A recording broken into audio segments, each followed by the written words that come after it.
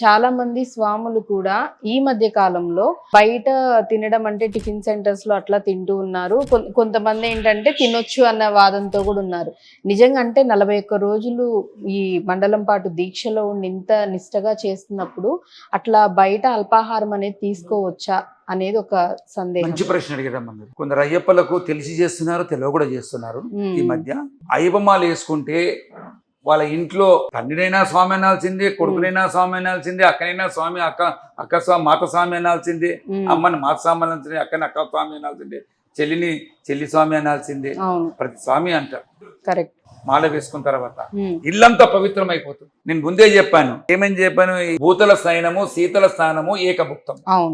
ఏకభుక్తం అంటే ఒక పూట భోజనము, ఒక పూట టిఫిన్. ఎప్పుడు పడతాడు మళ్ళీ మధ్యలో తినకూడదు, అట్లా కూడా తినకూడదు. సూర్యము అస్తమించే లోపు తినాలి, సూర్యము అస్తమించిన తర్వాత రాత్రికి అల్పారం చేయాలి.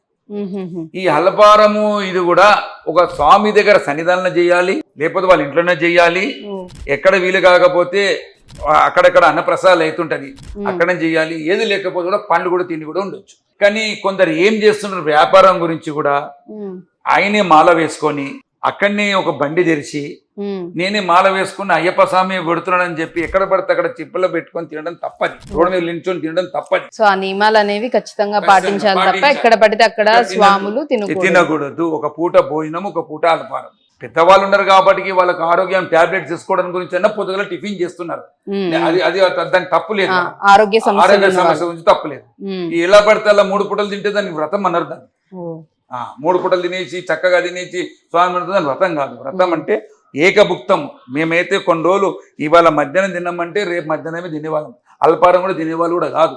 ఇప్పుడు కొంతమంది ఉన్నారు మా గ్రూపులలో. మా గురుస్వామి అనేది రామూర్తి గురుస్వామి, నేను ఆయన దగ్గర శిష్యరికం 18 సంవత్సరాలు చేశాను. మా గురుస్వామి కూడా ఏకభుక్తం చేశాడు. ఏకభుక్తం అంటే ఒకటే పూట భోజనం, రాత్రి అల్పారం లేదు. ఇంత పాలో ఫలమో తినేవాళ్ళం, ఆ ఫలం కూడా తినేవాడు కాదు. అట్లా చాలా రోజులు చేశాడు. ఇప్పుడు వాళ్ళకు ఆరోగ్యం కానీ వాళ్ళ శరీరం సహకరించక రాత్రి అల్పారం చేస్తున్నారు. కానీ లెక్క ప్రకారం చూస్తే ఏకభుక్తమే, ఒకటే పూట భోజనం.